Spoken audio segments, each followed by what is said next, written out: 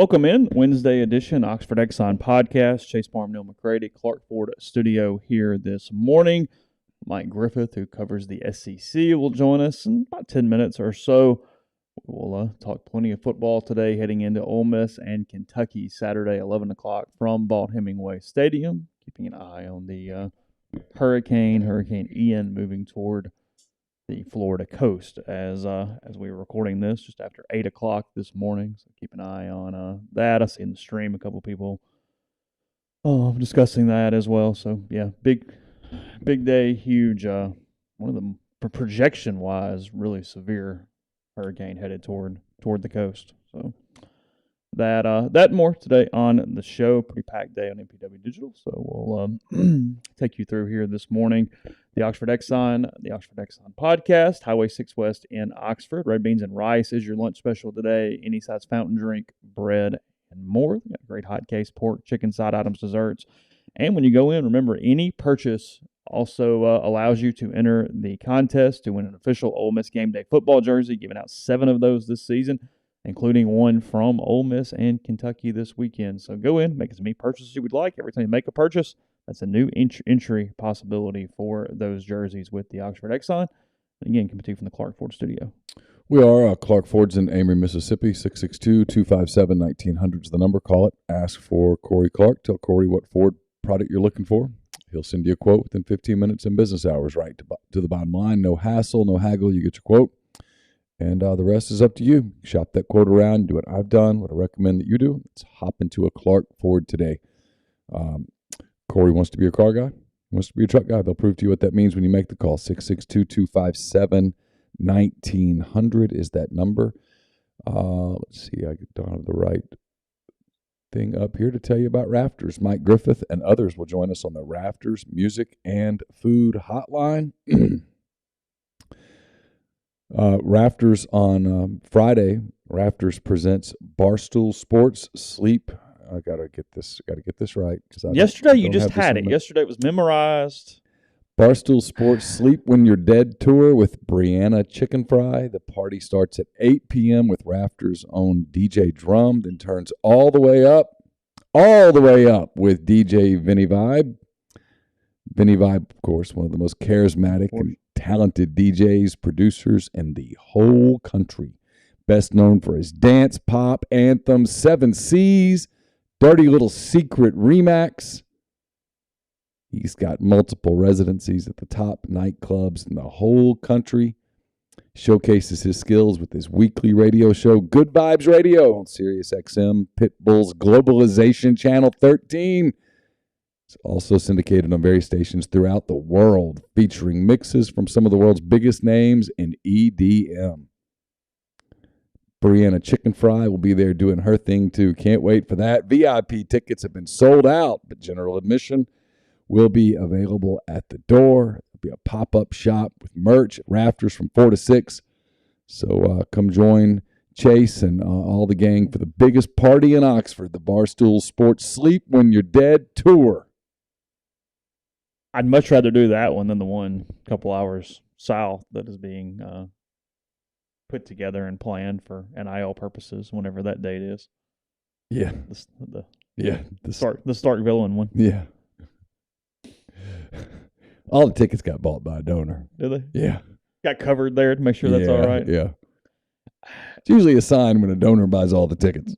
We just got a few minutes before we go to go to Mike. I found this interesting. The Athletic ranked the 20 Super Bowl winners since 2002. Put them into a really data-driven analytics thing, and from a sheer number standpoint, how they would factor against one another or against other teams from these last 20 years. Basically, they took every NFL team over 20 years, put them into a computer program, and then spit out the rankings. Mm-hmm. Number 20 on this, Eli Manning's 2007 New York Giants, considered the weakest Super Bowl champion of the last 20 years. Okay. But what is fascinating about that is that from a overall season standpoint, they were the 333rd best team over the last 20 years in the way the system works. The Patriots that they beat in the Super Bowl, number 1. Yeah. So 333 beat 1 on that day. Brady, in his documentary, still says that was the best team he ever played on. Mm-hmm. I mean, they're undefeated. I mean, yeah, they're right there. That's why they play the games on the field. They do. Because you never know. Peyton's Broncos in 15 is number 19, by the way. So they're the bottom two on that list. They get rings. Yeah. No negative there. Again, it's among the elite ranking those. So. Yeah, that's why you look, if you're good enough to make the playoff, you take a shot. The Rams Super Bowl winners last year were ranked 54 spots. I think 54. Maybe I was wrong on that number, but I think 54 spots lower or worse than their Super Bowl team that lost to the Patriots after the Saints pass interference thing. So from a sheer number standpoint, their Super Bowl losing team was considerably better than last year's team. The top 5, the Patriots in 2004, tied at number 1 with the 2013 Seattle Seahawks. The 2014 Patriots, number 3. The 2009 Saints, number 4. And the 2020 Buccaneers, number 5. Oh. The 5 best Super Bowl winners over the last 20 years. So, the 2006 Colts that you covered, number 6. Yeah.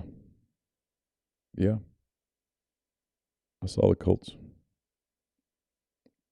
Was the Bears team that lost the Super Bowl? Are they ranked? Well, I mean, they are somewhere, but I don't know where. Yeah, it does not say where they are from who they beat. A lot of content up at rebelgrove.com this morning. Chase has a story on Quinshon Judkins and his statistical challenge. A lot of talk about running back injuries this week. Here's the truth. I don't know.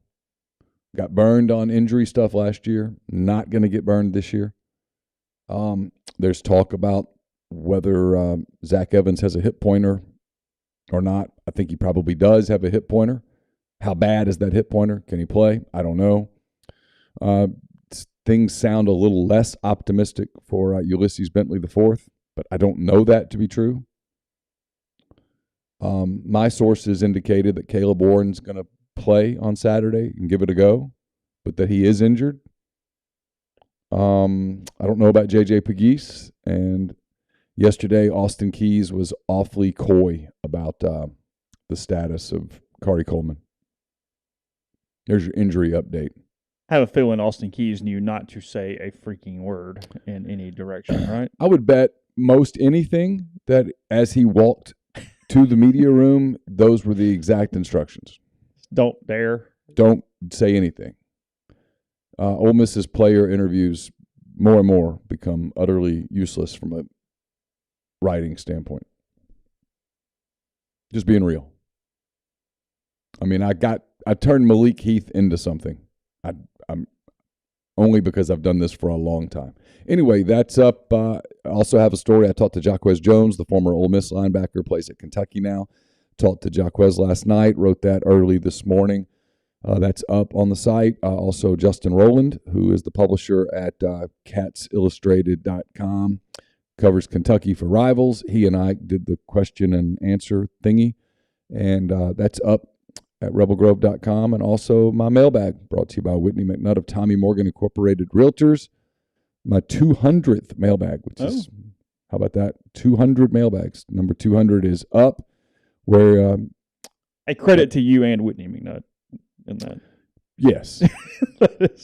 Credit both of us. Whitney and Clay and I'll know how these things work. We'll have a drink. Yeah. That's up at rebelgrove.com as well. So if you're looking for something to read, there's a lot there. Yes. Lane did say Pegues could have played last week, Doris. That is correct. Yes. So I would assume he will play this week. I would assume so. Barring setbacks that we are unaware of. Correct. Which are possible. But it's almost probable that somebody on the team has had a setback this week. It's what's fascinating about, and we're going to Mike in just a second, but it's what's fascinating about this running back thing, as I was writing, is Judkins is potentially the only one, quote, available out of the 4.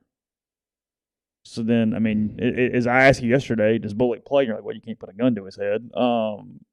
You've got Woolard. I mean, like, how do you what do you do? I mean, I'm assuming you give Judkins the rock 30 times, but I would assume that he's a big part of it, and then I'm assuming you're running the quarterback a Yeah. lot, which is probably something that they are nervous about. Yeah. Get back into that habit that burned them a year ago. Yeah. To the point that it might have cost them a shot at playing for the national championship. If we're just being real. They went 10-2, and they lost at Auburn with a hobbled Matt Corral. I'm not saying a healthy Matt Corral wins that game. Not saying that at all. But a healthy Matt Corral shot than they had. Gives you a better shot at winning that game. And if you were to win that game, again, if you were to win that game and everything else plays out the same way, and maybe it wouldn't have, you're 11-1, and I don't know. Yeah, sure. You'd have one loss at Tuscaloosa. Yeah. So we'll get to Mike. Got to pull that number up. Might have to. You pay a bill real quick if you'd like. Sure, I can do that. I'll tell you about G&M Pharmacy, 662-236-2222. They deliver locally in the Oxford area, and they offer medicine for your prescriptions the same day each month and take care of you. One delivery, one pickup. You have everything you need when you need it with G&M. Also available in Holly Springs with Tyson Drugs. And if you need to transfer your medications to G&M, it's one call. They press easy. A big box pharmacy. So G&M 22222. It was dialing Mike Griffith. Here it is.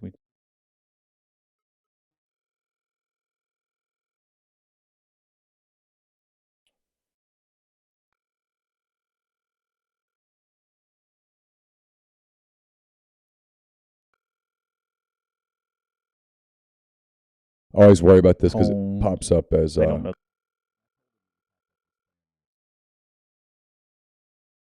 But I might need to remind him.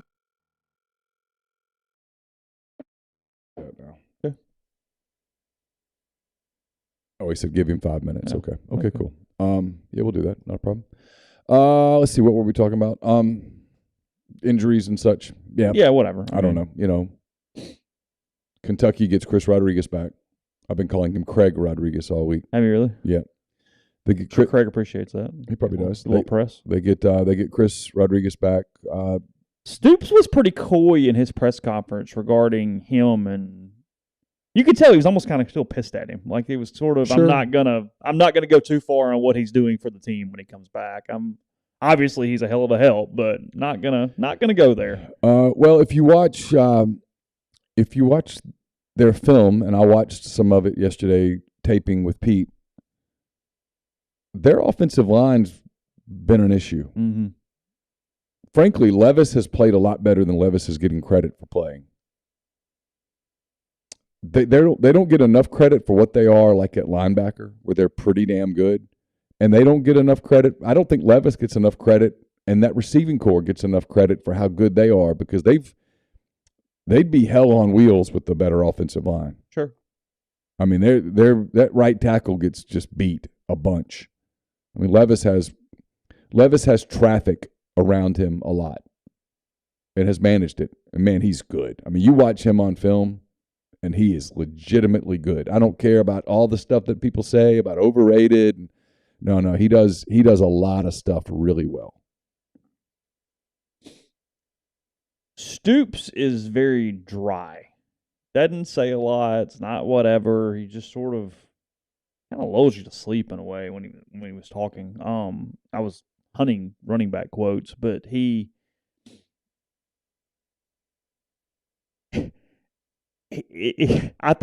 wondered a little bit if he had gotten a little like toned down since the Calipari thing, because a couple times when he could have said something and was like, "Yeah, I'm not gonna go there today. We're not gonna do that. We're not gonna do whatever." I mean, he seemed very trying to stay out of the fray yesterday. They're in season now.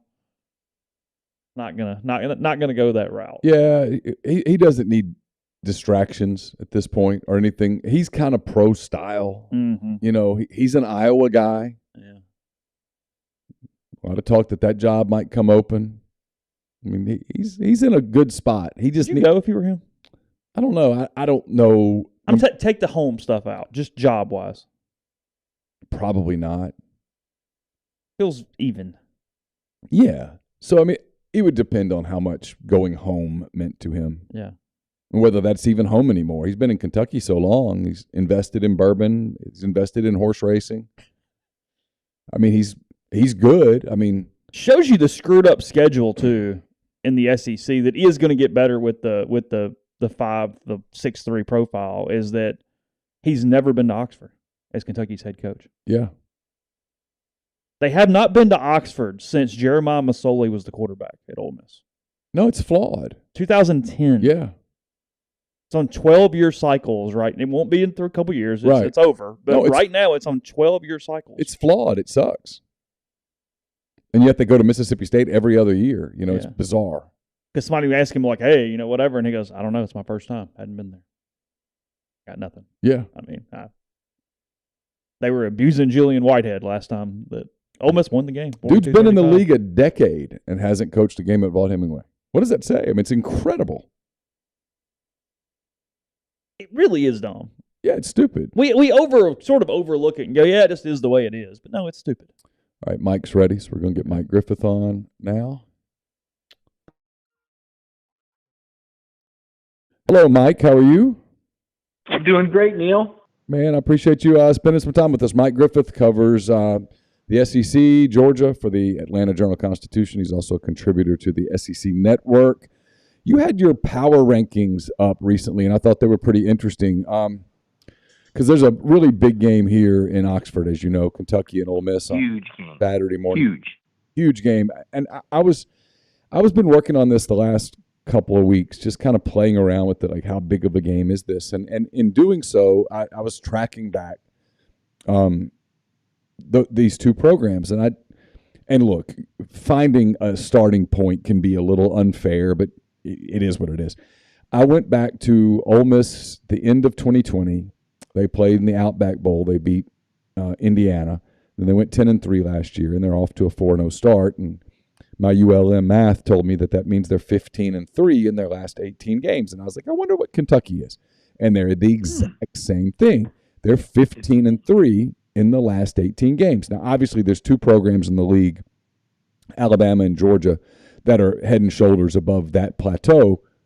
But nobody else, Mike, is really even close to 15-3 in their last 18 games. Not Tennessee, not Texas A&M, not Arkansas, not Auburn, not LSU. And again, that's not exactly fair, but over 18 games, it's 18 games. It's a season and a half, if you will. When you look at it down to 30,000 feet, Ole Miss and Kentucky program-wise, before I even ask you about the game, where are those two programs in terms of SEC hierarchy? Well, Neal, it's a great question, because you and I know how fluid things can be and how quickly things can change. We've seen what the Sam Pittman hire's done for Arkansas. Conversely, we've seen what getting rid of Gus Malzahn's done to Auburn. And things can change quickly. The thing that strikes me about Ole Miss and Kentucky, and you see in my rankings, I have Kentucky 4 and Ole Miss 5. The thing that strikes me is that both of these programs, I believe, are at very pivotal points. They both have windows right now. You just mentioned that great stat. You heard me typing, and I'm using your notes again, just like I used to in Mobile. You come up with some great stuff. 15-3 in the last 18 games. That's jaw-dropping, right? It really is. Yeah, it's a big number. Do they take advantage of this window? Do they take advantage? Kentucky's got a window to beat Georgia this year. Ole Miss has a window. With Jack, if Jackson Dart continues to play like in Zach, this recruit that Georgia was all over and couldn't get, the TCU transfer, they've got a window. It's not often that you're going to be talking about Ole Miss and Kentucky, if we're going to be frank, playing a huge game, playing a game that matters, that could have repercussions for the SEC championship game. I'm not one of these people that just say, I'm just signing off on Bama and Georgia. Yeah, it should be Bama and Georgia, sure. Those are the two most talented programs. Those are the two teams that have been there the most. But we've seen other teams slip in there before. We've seen Arkansas up here. We've seen Mississippi State play in the SEC championship game. We saw Steve Spurrier at South Carolina get into the SEC champion. It's not a given. Florida, Dan Mullen managed to get there 1 year before he was fired. It's not a given, all right? Georgia could be beat in November. Alabama could be beat Saturday. So absolutely, these programs right now with where they're at, pivotal stages, within striking distance of being SEC championship contenders. They've got to strike, though, Neal, because you and I both know how quickly things can change, and neither one of these programs is well positioned in terms of their NIL compared with some of the other programs with more resources in football. Yeah, I think it's a huge game. I really do. I think whoever wins this game wakes up on Sunday morning in the national conversation and wakes up on Sunday morning with people around the program going exactly what you just said, which is, okay, here's an opportunity to strike. Here's an opportunity in this new era of college football where everything that used to be whispered about under this. Now, you don't have to whisper it anymore. You can get out a damn, what do the cheerleaders have, the megaphone thing? Yeah. You can get out a megaphone and scream it at the top of your lungs. That what you're going to do. And so it's an opportunity to get excitement going for either one of these programs if they win, because like I don't know Kentucky's immediate schedule after this. I know Ole Miss's. Ole Miss gets at Vanderbilt. Then they get Auburn at home. Nothing against Auburn, but Auburn looks like it could be chaos by the time they get to Oxford. I mean, Ole Miss, if Ole Miss beats Kentucky on Saturday, Mike, they're probably 7-0 when they head to LSU on October the 22nd, and that's going to put them somewhere around, I don't know, 6th in the country going there. And then after that, it's at Texas A&M, and I saw where you had A&M ranked, and I agree with you completely. I think they're really overrated. I mean, it's not completely inconceivable if Ole Miss beats Kentucky on Saturday. And again, this is a lot of ifs, but if they beat Kentucky on Saturday, it's not inconceivable they get that shot at Alabama at Vaught-Hemingway in early November. No doubt. And you know, Kiffin is a guy that I believe has been great for the program. I'll be honest, I was skeptical at first.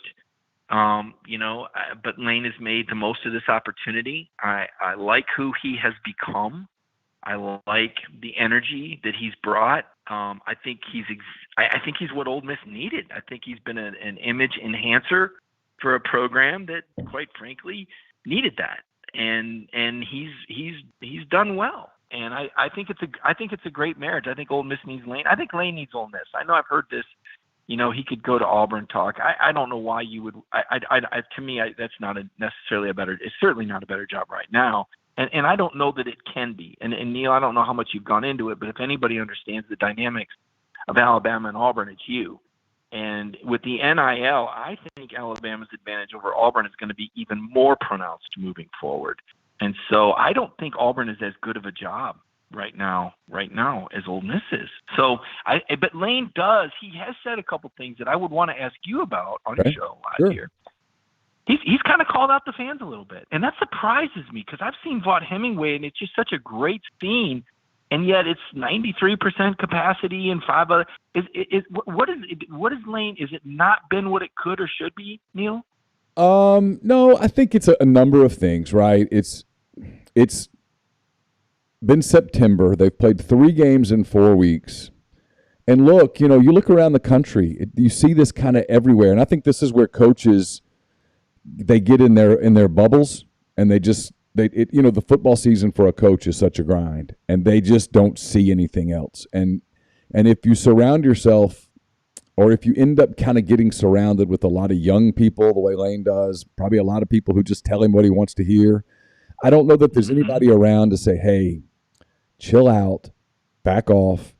It was crazy for SEC games last year. LSU here last year was nutty.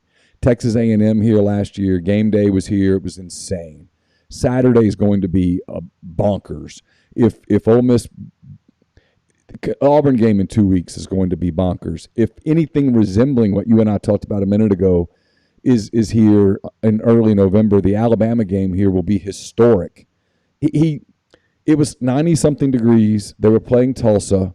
It was the 3rd game in 4 weeks. It's the 3rd of 4 games in 5 weeks at home. They played Troy, Central Arkansas, which was scintillating, Tulsa, and then you've got the SEC slate coming.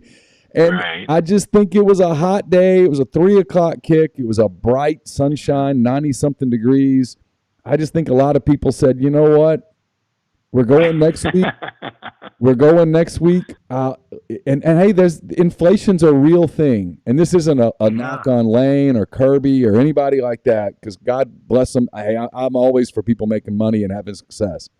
But I do think you can get to a place where you have so much money and so much success that you you forget the challenges faced by every man.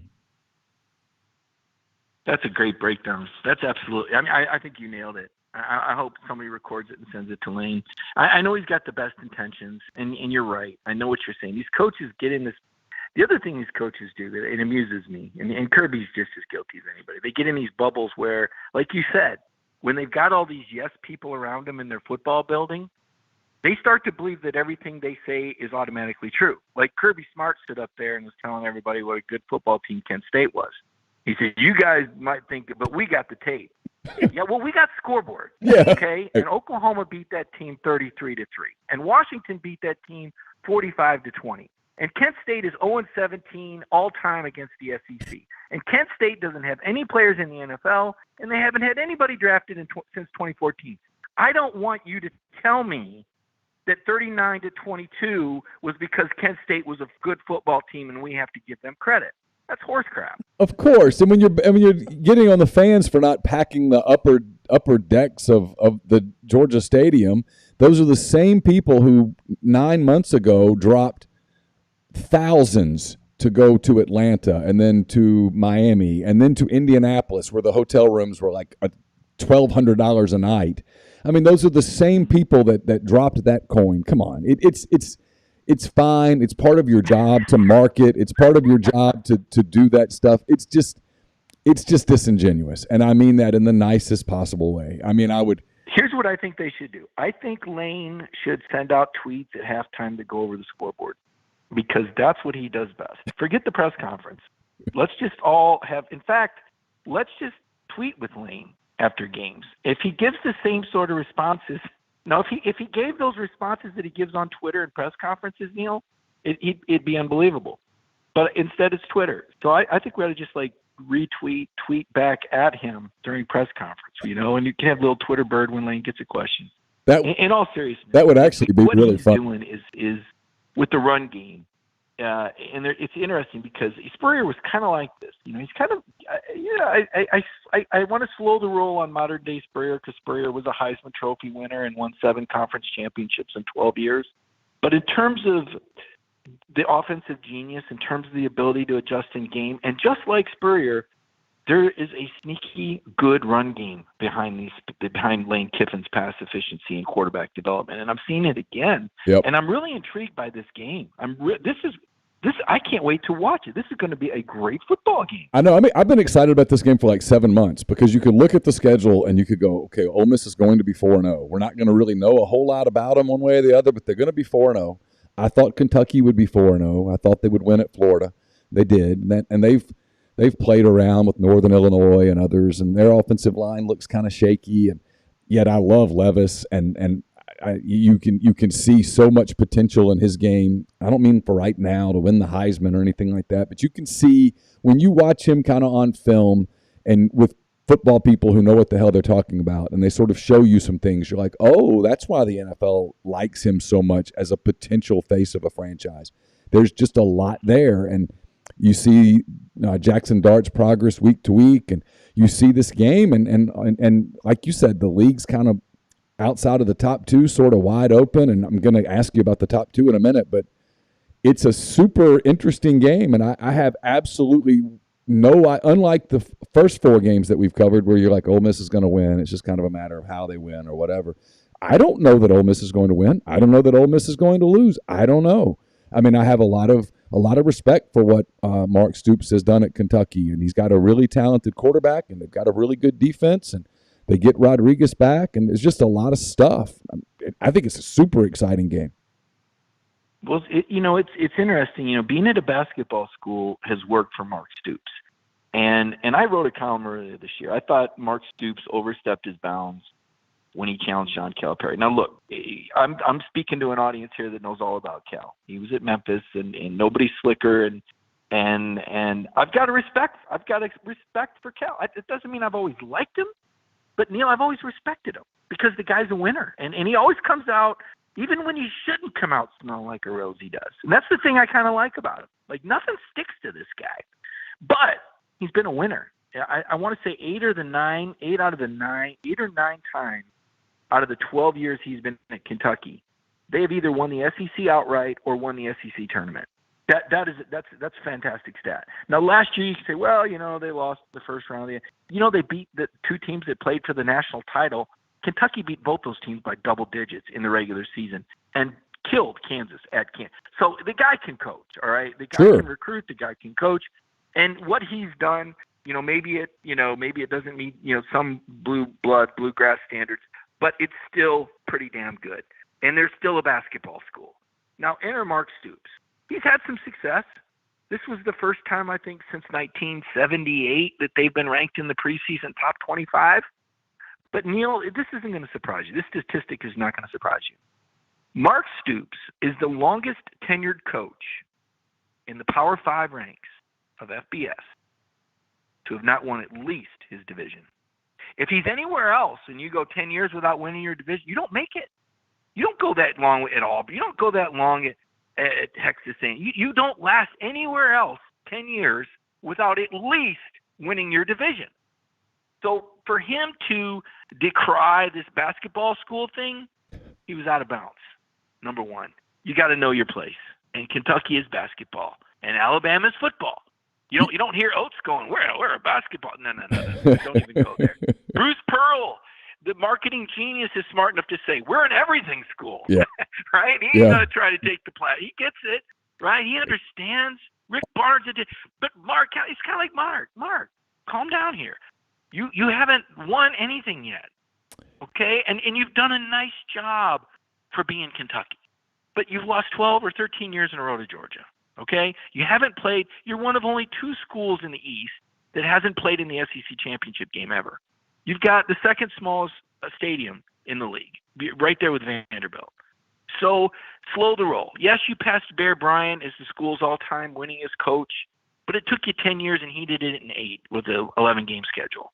So let's slow the roll. So that's sharpen the edges. Now, I'm going to give Stoops credit because he's fired back. I've been on those conference calls with him, and nothing rattles him. He's more determined than ever, plays that underdog role.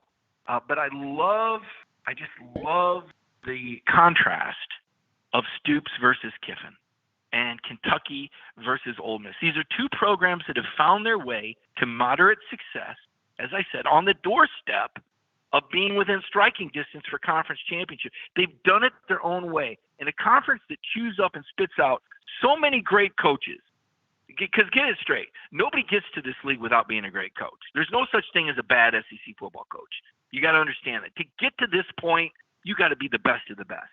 Now, once you get here, you might get spit out, but just to get here, he was a terrible. No, he wasn't terrible, or he wouldn't have been hired. No, it's a great point. Sure. These coaches have found a way, and it is so intriguing to watch this matchup of styles. Because to your point, I don't know who throws for 400 and who runs for 3. Who's going to do what? Because the defenses, Kiffin's done such a great job, and I loved his answer when someone said, well, what's made you such a defensive guru late? He said, we got better players. I wanted to stand up and applaud the honesty. It's simple as that, Neal. We got better players, he says. Yeah, I mean, he learned. I mean, look, the guy grew up in the same house with Monty Kiffin. I mean, he's been around football for a long time. It's not like Nick Saban sat him down and said, okay, so here's how this works. I mean, he learned a lot of things from Saban, but he learned a lot of things from Pete Carroll. He learned a lot of things from his dad. And here in the last couple of years, it's been like wild to watch the transformation of this guy physically, emotionally, from a maturity standpoint. I mean, he's a totally different guy than the guy that took the job in December of 19, and then COVID hit and he just sort of disappeared for a while. And people were like, man, this is weird. This might not work. To, hey, what can we do to get him to stay for as long as possible, to that kind of thing. Yeah. It's a remarkable transformation. So how do you see the game playing out? I know you watch these teams. You've watched Kentucky a lot, them over there in the East with the noise they've made the last couple of years. How do you see it playing out? Intangibles, it sounds so cliche, but to me, it comes down to intangibles. It comes down to momentum plays, special team. I think these teams are really even. I really do. I think Kentucky's got an edge with the quarterback play of Levis, as you pointed out. I mean, he's been in that system a while now, okay? And this is just year one for Dart. So you got to give Kentucky a bit of an edge there, in that they've got quarterback in the second year in the system, whereas, as you pointed out, Dart's getting better week by week.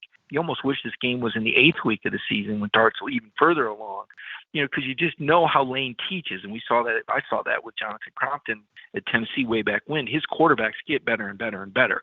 There's very few people that can develop quarterbacks like Lane Kiffin. You can probably count him on one hand. And that's part of what makes him so elite. Yeah. So if he gets the resources, he's going to keep bringing in the best quarterbacks in the country. There's no doubt about it. I know JT Daniels had great interest. Unfortunately, he wasn't able to, he was unable to go anywhere until after the spring because he couldn't get a release. Otherwise, you might have had JT Daniels there too. Who knows? But point is, this is a well-respected quarterback developer. But it's early in the year, so I give Kentucky a touch of an advantage there. Conversely, this is the first game back with Rodriguez. So now what does that do to your offense? Well, you say, well, it's an immediate bump. Well, is it? Because now you're trying to get your bell cow running back into the flow of things. You got to be careful not to force it. What does the game situation dictate? How rusty is he? Is it fresh legs, or is it a guy that hasn't had enough handoffs to get the first couple cleanly? So there's some intangibles in this game that are going to be fluid, and I believe momentum. I mean, the game is at Vaught-Hemingway. That could be a huge advantage. But know this: Kentucky is game. They went into the swamp, and it was as raucous as it's been in probably a decade. After coming off of that win over Utah, so much confidence. Those Florida people go from 0 to 100 in 5 minutes of conversation or football. We know that. We've talked to them. We've dealt with them. They went into a very difficult environment and beat a Florida team that had a ton of momentum, and they did it with their defense. So here's what it comes down to. I put it back on you. Is Dart ready to win a game like this? Because I think he's going to have to make game-winning plays. I don't think he can manage this. I think Jackson Dart and the Ole Miss offense have to win this game. I agree. I do too. I completely agree. I mean, I think if you look at it from a logical standpoint and you're Kentucky, you simply say, okay, we haven't seen your receivers create the kind of separation. You haven't hit those explosive plays. If you hit them, hats off, but we're not going to let you run the football down our throat. We're not going to let you have 250, 300 yards of rushing offense. We're going to take that away, and we're going to make your 19-year-old quarterback beat us. And if he does, kudos. If I'm Kentucky, that's my strategy. I say I'm not going to let Zach Evans and Quinshon Judkins and that offensive line beat me. I'm going to make that quarterback beat me, and if he does, good luck the rest of the way. It's a great, Neal. It's a great. I'm excited. It's Dukes versus Kiffin. It's the offensive mind versus the defensive mind. Both of these teams are balanced.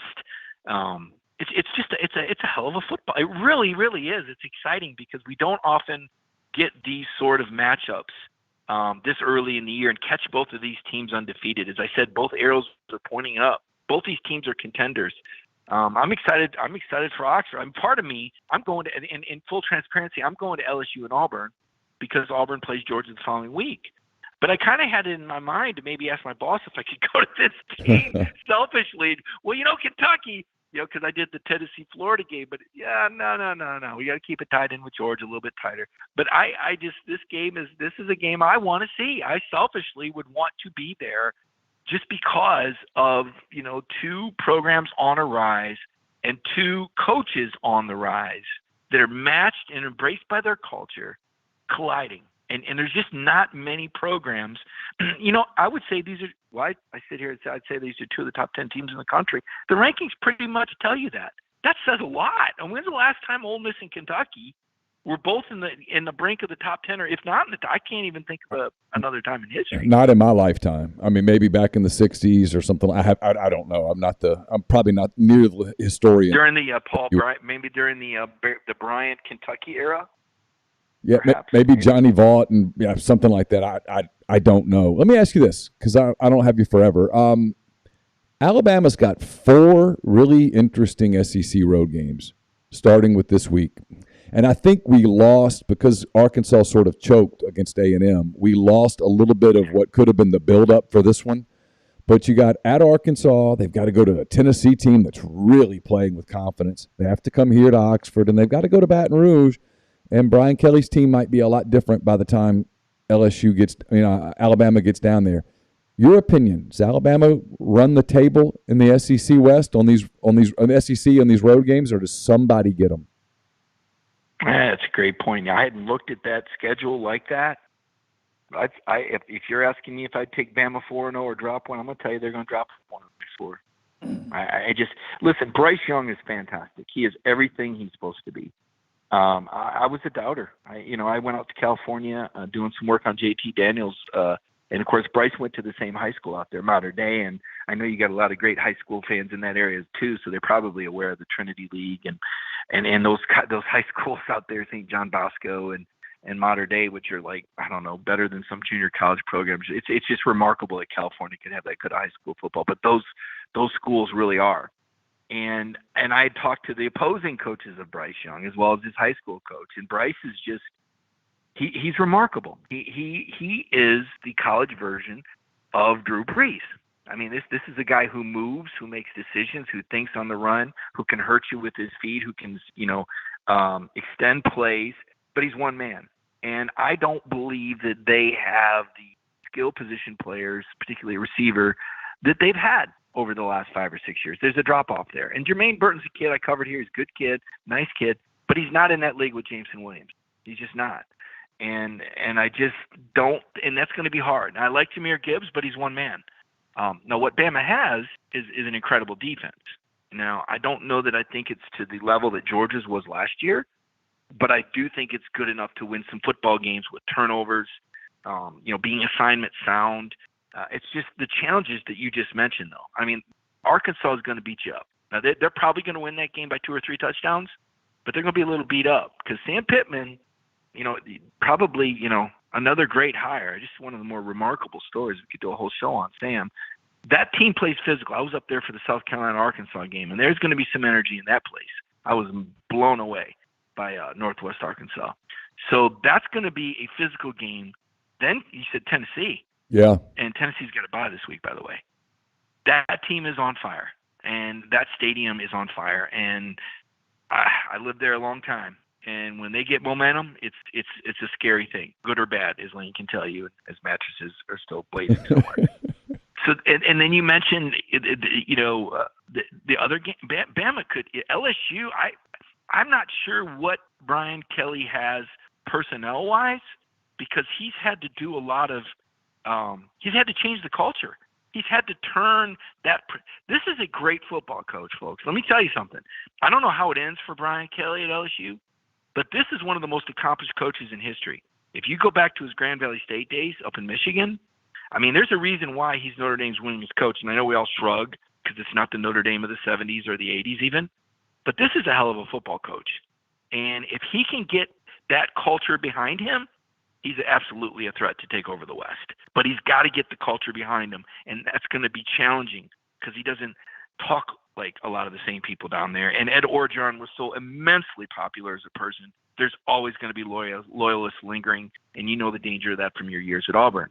So to me, it's fascinating when we look at big picture West. But it's a really long answer to your question. That yes, I do think Alabama will lose one of the next 4, but I still think that they could win the West. Yeah, for sure. Yeah, I mean, I think they're the favorite to win the West. I just look at their road schedule, and that Texas game, which was a unique deal because, God, they were fired up in Austin, and they pointed at that game for a long time. They planned for that game for a long time. Gary Patterson had put together a defensive game plan for that game for months. They were eminently prepared, but that's not an elite Texas team, and they were just a scintilla of a fraction from beating Alabama. I mean, Bryce Young escapes a sack that would have put that game on ice for the Horns. And you look at the rest of their schedule, I think Arkansas, Tennessee, certainly Ole Miss and LSU are all probably better than Texas right now. So isn't that kind of an oxymoron, elite Texas team? That's kind of an oxymoron. Yeah, we just keep trying to make them elite, and they're not. I'm as guilty of it as the next guy. I think it's just the big. You know what it's like. Texas kind of reminds me like when we were little, we thought like breakfast cereals were good. Like wait a minute, Fruit Loops, was that really that good? No, it's really not. We assign Texas the branding. You got to give them. I mean, that brand. It's fantastic. Still stands.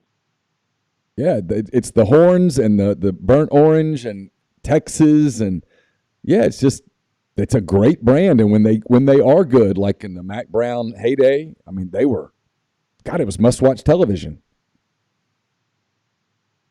been a minute. Yeah, it's been a minute. Now the Arch Manning thing. Holy cow! Did I just say Arch Manning on an Ole Miss show and he's going to Texas? The Georgia people can't believe it either, by the way. But what was that figure on how much Texas spent on that recruiting trip, Neal? Like $280,000 or something stupid. Mike Leach pointed out. It was something preposterous.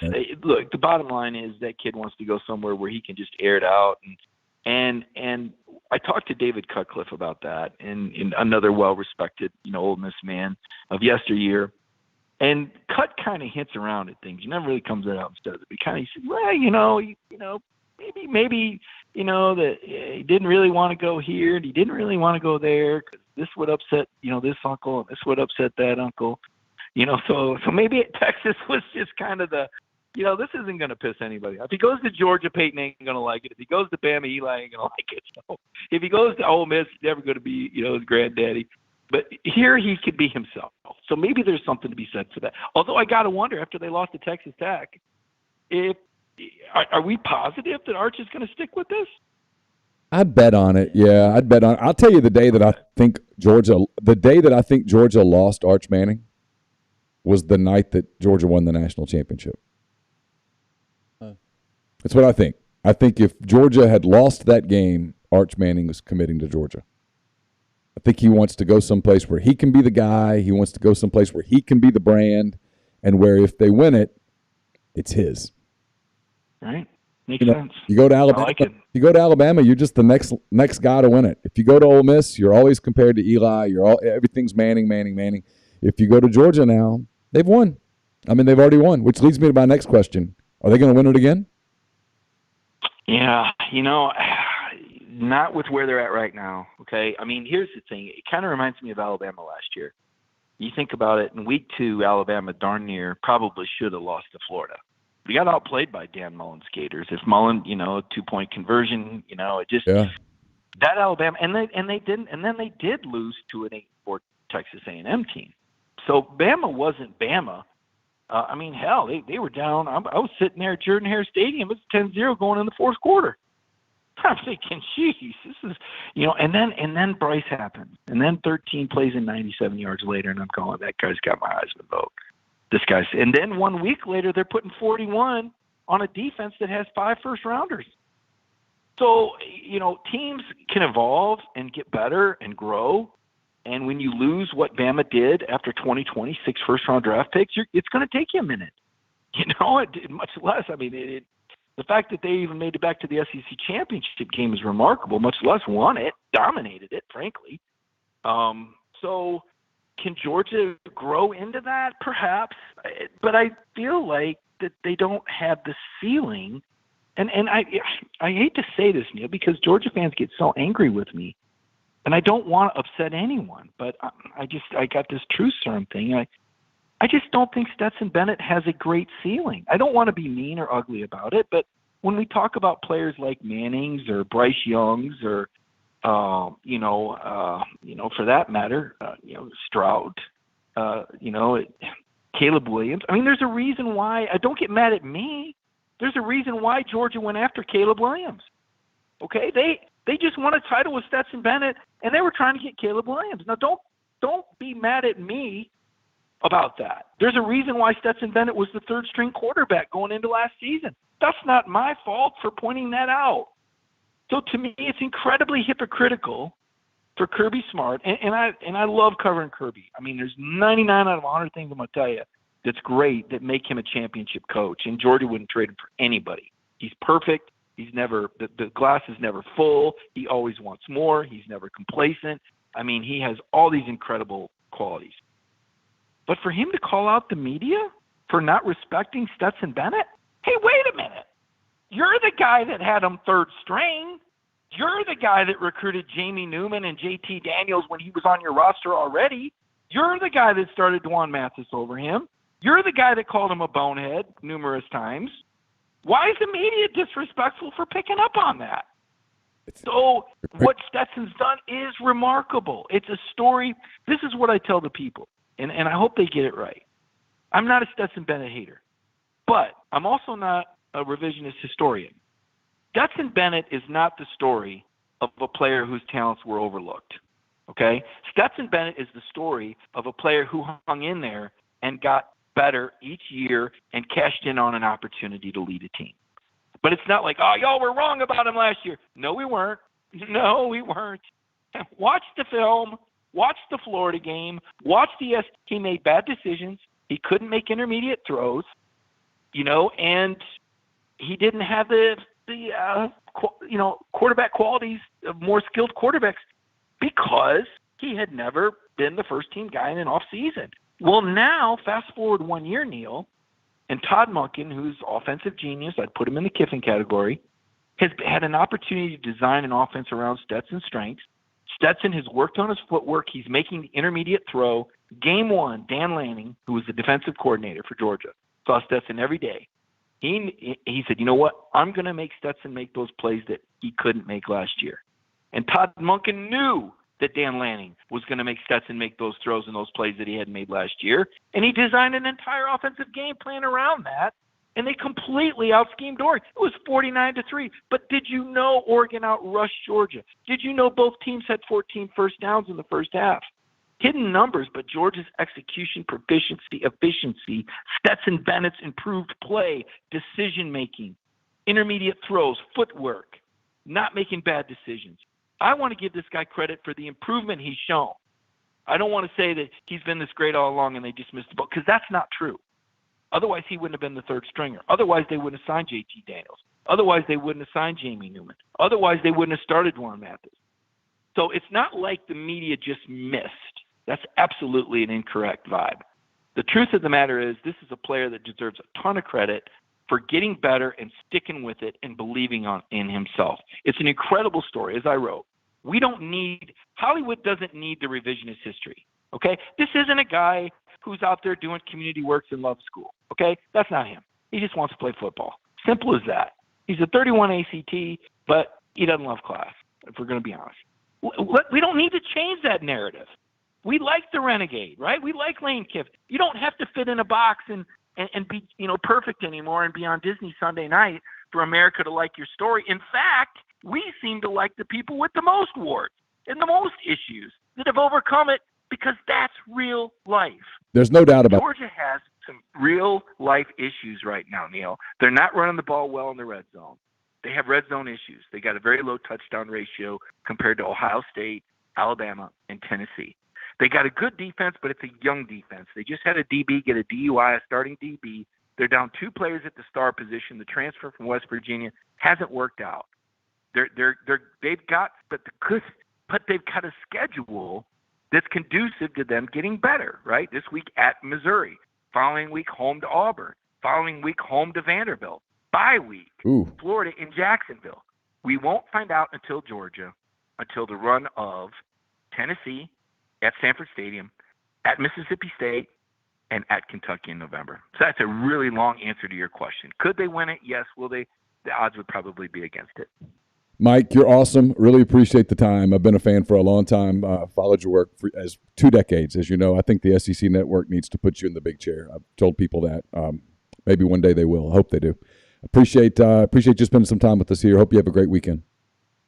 Likewise, Neal, and obviously I follow you, and as I said on Memphis Radio, you're a guy that could be anywhere in the country you want to be, and I'm glad you found a place that you and your family really like, and I'm glad that program's got it going. I'll be tuned in Saturday. Oh, you're kind. Thank you, buddy. Talk to you soon. Yes, sir. That was Mike Griffith, AJC, SEC Network. I've known Mike. I used to be in back in the newspaper days when I was covering Auburn in Mobile. Mike was covering Tennessee, I think. Andy Staples was covering Florida. Glenn Gilbo was covering LSU. Scott Kane and Bob Holt were covering Arkansas. Joe Person was covering South Carolina. And we did this. We saved each other so much time. We did this Sunday quote swap.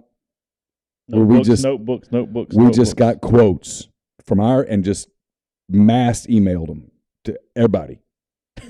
And because we all had to do this SEC notebook. And no. But you had those quotes and you're like, oh, okay, let me find a good quote. All right, I'm going to add a paragraph to that. Note. There's something on LSU. Note. Tennessee. No, look up. I got 20 inches. Done. We saved each other so much work with that. But those were some talented dudes. What's the inch per word? 38, 40, something like that? I don't Is that remember. what It's been a minute. I don't remember. I haven't spoken that language in a really long time, but I think it's 38, 40. Something like that. You know, if he's right about Alabama and Georgia being fallible, this game's even bigger Saturday. If he's right, and look, Mike's really good. He's covered some good teams. He's covered some awful teams. He's covered the league for a long time. If Georgia's vulnerable, it's a hell of an opportunity for both Tennessee and Kentucky this year.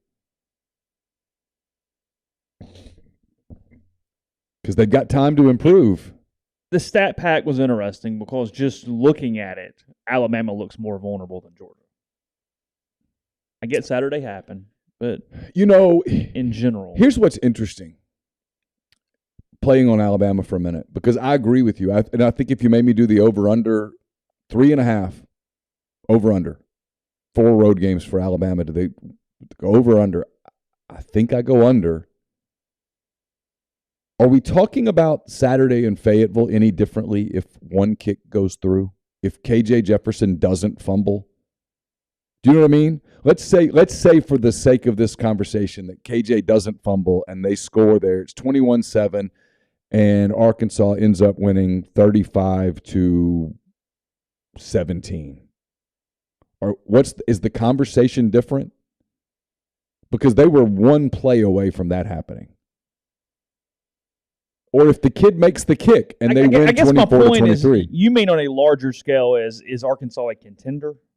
Because as far as the actual game, no, hold on. As far as the actual game, are we not saying the exact same thing either way? Because we look at it and go, hey, Alabama can lose this game. But no one's saying that. I'm not saying that. I mean, I'm going, Alabama's going to blow them out. Or I guess put it this way. In a one-off, they're as vulnerable as they are potentially in these other games. It is a game that potentially they could lose out of the 4 because we're including it, I guess is my point. Sure. We're saying there's 4 games, they could lose one, and it's one of the 4. Sure. I just think it would be... Now, maybe not to the level that we're saying it about, I guess, Ole Miss or Tennessee. Yeah. I just think there's more buzz if you... If you look at the game in Fayetteville from the perspective of Arkansas being 4-0, had they been 4-0, I've had some people, and I don't buy it for the record. I can go ahead and tell you in Neal's picks tomorrow, I have Alabama winning and covering. I think they win 3 scores. But there are people out there going, hey, watch this game. Watch this game. It was a bad matchup for Alabama a year ago. Watch this game. I don't buy it. The one that I think is the most dangerous for them is at Tennessee. You think it's Knoxville? I do. I think Knoxville? Yeah. They go to Fayetteville, Knoxville, Oxford, and Baton Rouge. Yeah. That's a hell of a run now this year.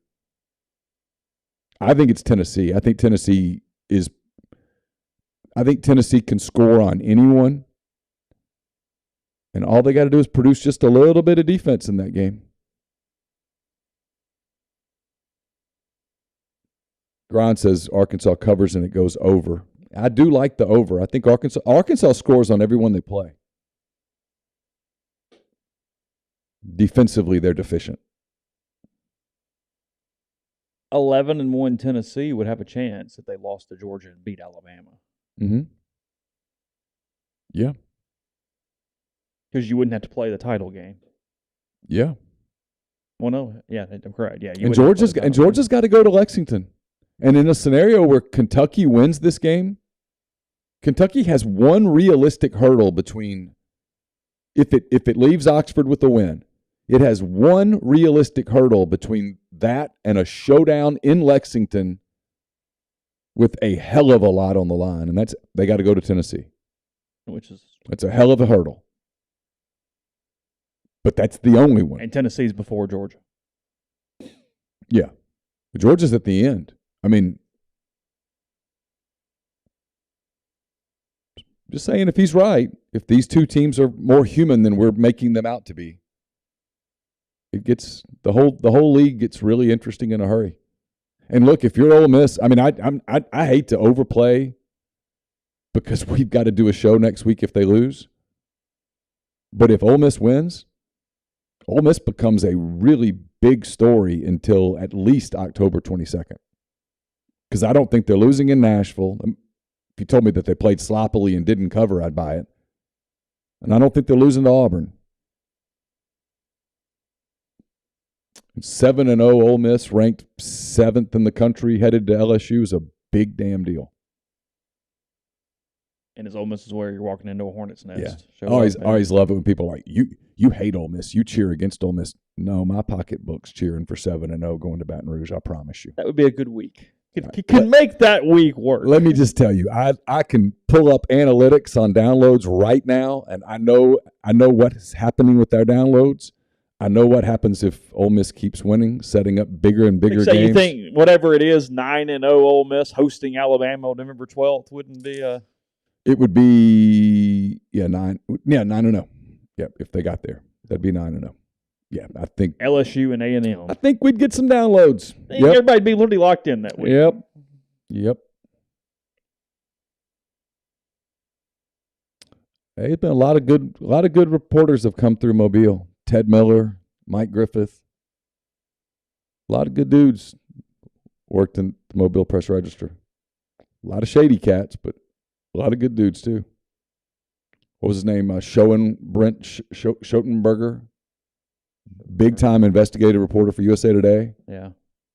He replaced me on the Auburn beat when they promoted me to columnist. Really? Yeah. Hardcore. How long did he stay on that role?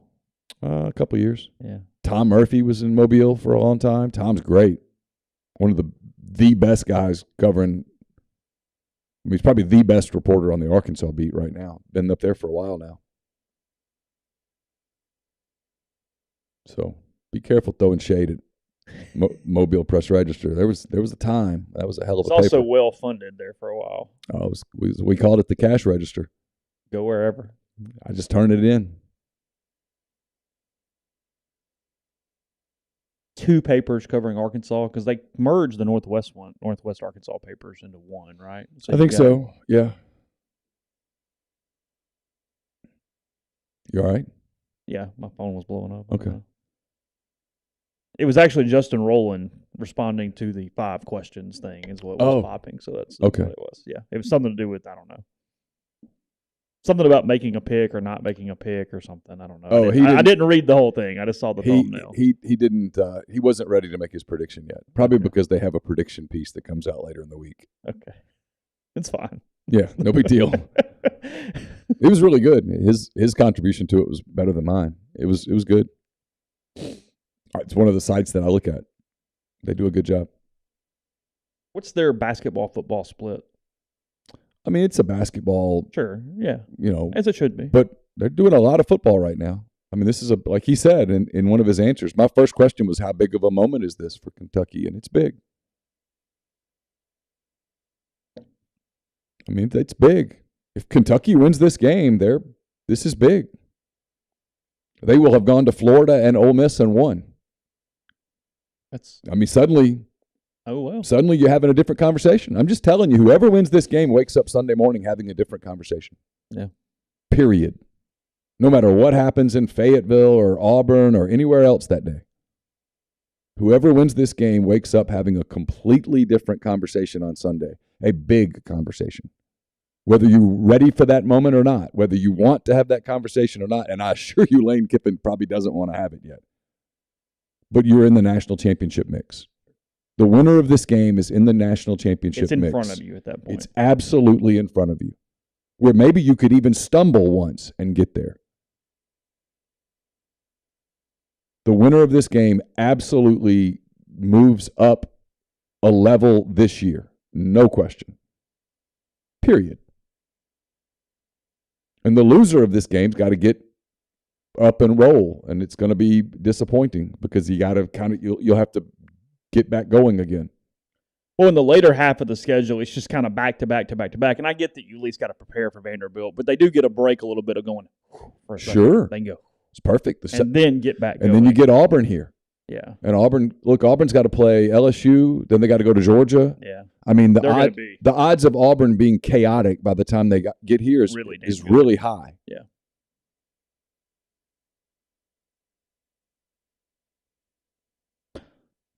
Stumbled across it this morning. ESPN ranking best NFL quarterback combos in league history from a draft standpoint, and then their careers.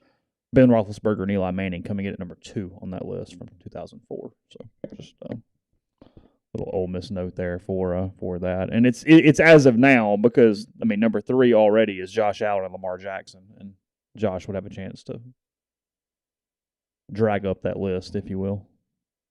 Joe Burrow and Justin Herbert, number 10 on the list. Yeah. Not a surprise. Number 1 is John Elway and Dan Marino. Oh, yeah. I mean. Yeah. Okay. Those were dudes now. Elway. Only, 2 Super Bowl wins between them. Yeah. Elway was. So Eli and Ben have 4. Elway was a stud. Big, physical, could sling it. Guy used about arm talent. We didn't use those words back then. That guy had arm talent oozing out of his pores. I mean, I know Marino did too. Yeah, sure. But Elway, it didn't matter whether he was playing in the wind in Cleveland or in the snow in Denver. He could throw a seed. Nothing impacted him. Played 16 years, something like that. Yeah, I mean, they went to, 6 Super Bowls? They won the last 2 in a row Yeah. with Terrell Davis and those guys. By the way, speaking of quarterbacks, there's a lot of breakdown of Jackson Dart, also of Will Levis coming up tomorrow on the Pete's Pigskin Preview. It's brought to you by Walk-Ons.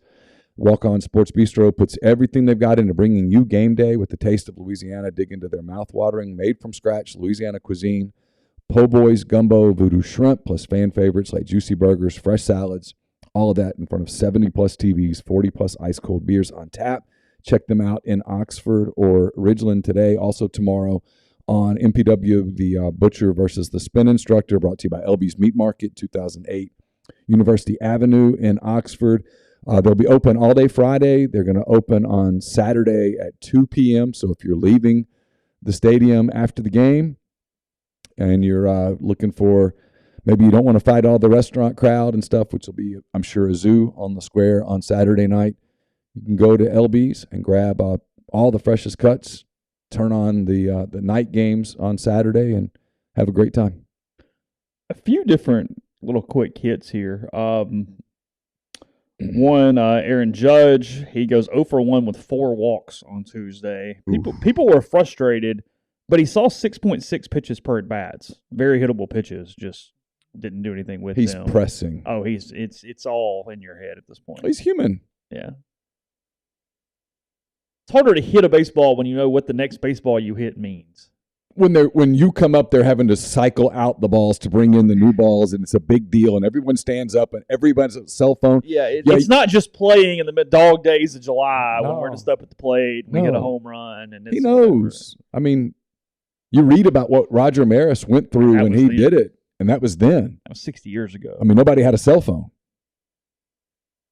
No, you got the scribes in the paper the next day is all you got. What he dealt with was everybody was cheering against him. Oh, fair. Yeah. Now everyone's cheering for Aaron Judge, and I'm sure he feels pressure. Yankees did clinch the AL East last night. Braves and Mets tied atop the NL East, 97 wins apiece. Wow. Yeah, they've had a race here as Atlanta's played really good baseball to catch them in the second half of the season. Yeah. Most Mets fans are in abject horror because typically it does not work out. Did you see where the you know what? The Mets didn't make a move at the deadline, and they should have, and they didn't, and they deserve to pay for it. This is going to sound self-serving, but a year ago they got screwed because they got beat on a deal with the Cubs. They traded away Pete Crow Armstrong, who's going to end up being an elite Major League center fielder. And they traded him, making a move. They were trying to make a run. It didn't work out. This year they should have traded for Wilson Contreras, who would have given them another bat, would have given them some depth at catcher. He can DH. He can play left field. They didn't do it because they were like, well, 1% of this over 5. No. And the message that you send inside your clubhouse is, not really sure you guys can do this. You've got Jacob deGrom and Max Scherzer, for God's sake, in a playoff series. Yeah, you can do it, but you had to add the bat, and they didn't do it. They deserve to lose. Every bad thing that could possibly come to them, they deserve it. It's on ownership. So you're pulling for the Braves the last 2 weeks of the season? Yes. There's only one team that I would cheer for the Mets over. And they won the NL Central yesterday. I have no idea what you're talking about. Did you see Richard Blyer, the Marlins pitcher, get called for 3 balks and 1 at bat last night? I did. He was about to lose his mind. He had not been called for a balk in 296 innings prior to yesterday. Yeah. And 3 and 1 at bat with Pete Alonso at the plate. His blood pressure was like 400 over 280. The loved ones in his life were like, please make this stop. He is going to – that's literally what I think – It defies logic. He was going to explode. Because when someone balks, typically you just go, hey, you did this. Okay, cool. Like, it's stupid. It was, yeah. It's September the 27th, ump. The season's almost over. It's the freaking Marlins. You're calling it now? What are we doing? Yeah, I mean, you can do that in spring and go, hey, you can't do that. Yeah, heads up, fix this now before. But on September the 27th? When nobody's called it all year. I mean, you're fortunate you didn't get assaulted. Mattingly got tossed. Oh, yeah. I mean, you have to get tossed. Then Blyer got tossed. Yeah, the manager had to come out and get tossed. It did take until the third one, though. He didn't get tossed after the second. Yeah, the second one is when Mattingly has to come out and go, okay, look, 2 things. I'm going to say whatever I have to say for you to throw me out, but then what are we doing? Stop. This is stupid. You're going to get he's going to kill you in a moment. Now, I'm going to call you a you-know-what sucker, and I need you to throw me out. Do you think that word actually gets used a good bit? Well, I watched. I know how cliche we are. I watched John Boy. Yeah. And, I mean, well, that's true. Aaron Boone's cursing is elite. Oh, it is a masterpiece. His ability to use the F word in so many different every ways. Part of speech. Every part of speech can be that word. And he can do it extemporaneously. I mean, the situation pops up and he's like, you know what, I'm going to use it as an adverb. And here he goes. It is fantastic. He's not a great manager, but he's an elite cursor. I mean, amazing. I mean, so creative. He is so creative as a cursor that it is amazing. And the stuff that he says so that his team can hear him say it is just, man, I love that guy. I mean, it almost makes me a Yankee fan. Ooh. I know, and I don't really like the Yankees, but the stuff he does with young umpires early in games is fantastic. Go ahead and get going and plant the seed. It's just great. You can see young umpires just, I'm not listening to you, I'm not listening to you, I'm not listening. And yeah, they're listening. They're hearing every word. So he's intimidating some of them. Sure. It's his job. Because they know I got to deal with this. That's his job. If I don't give him this call, I got to deal with that in a minute. Yeah. Happens in college a lot. You'll see certain coaches get some benefits because it's like. Sure. Because they're not major league umpires. Sure. He's the accountant on Monday to Friday. And I mean, major league umpires are getting crucified out there, and they're getting 96.7% of the calls right. It's hard. But the 3% that you miss, the pitcher You're going to hear about it. The pitcher wanted them. Mm-hmm. And they're getting critiqued in real time back on iPads in the tunnel. That's true. So Aaron Boone, when he's yelling, he knows that you missed that by a quarter of an inch. And he's on you. We have to have that call. Be better. Be effing better. You're off to an effing bad start. It's great. Busy day tomorrow. We have Jeffrey. We have Justin Rowland. Speaking of Kentucky, assuming Ben Mintz tomorrow night. Yeah, Ben Mintz tomorrow night. Got a lot. It's gonna be a Thursday. Going to be a Thursday. Got that coming up. Some other stuff too. So full slate of podcasts here this week. Tons of time from Mike Griffith. Appreciate his minutes today with you. Remember to check out rebelgrove.com. A lot of stuff there as well, written, spoken. Just a lot of words any way that you would like them. So keep our attention turned toward Florida as Ian making an appearance at some point this afternoon. And we'll be back with you in the morning. So thanks to Mike. We'll talk to you again very soon.